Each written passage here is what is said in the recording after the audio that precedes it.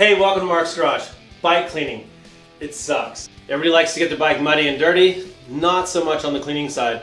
That's the pain in the ass. Some things to keep in mind. Most everybody around their house has some basic household cleaning supplies.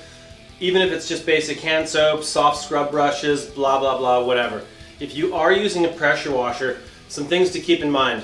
Bike parts don't always hold up that great to high pressure washings around fork seals, headsets, hub bearings, bottom brackets, etc. So if you're going to use a pressure washer, keep in mind that blasting away also can mean blasting stuff into areas where you don't want it. If you've got heavy debris, use some soft scrub brushes, use some cleaning supplies, and don't just rely on the water pressure to do that. So let's show you some basic cleaning supplies most everybody should have around their household.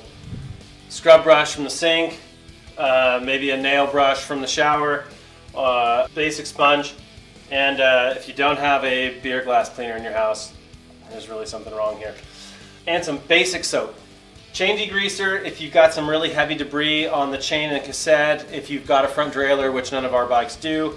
Chain degreaser works really good to loosen things up before we start scrubbing. Don't put any of these things back in the kitchen when you're done, because your next beer or your next meal might taste a little bit like grease or some crud or shit. But any one of these can be used to clean tires, rims, softer stuff on the frames, especially if you're dealing with carbon or really glossy finishes. So this is all of our before stuff. Once the bike's dry, you've toweled it off, aired it off with an air compressor. Here's some basic stuff that you might have in your house. Almost everybody has WD-40. We're not brand specific here at all, so it's not what we would recommend, but it's better than nothing at all. Some kind of a dry or a wet lube, depending upon the time of the year. And if you've taken things apart and need to put some grease in them, just some really simple grease to repack things. Get on it, have some fun. See you next time at Mark's Garage.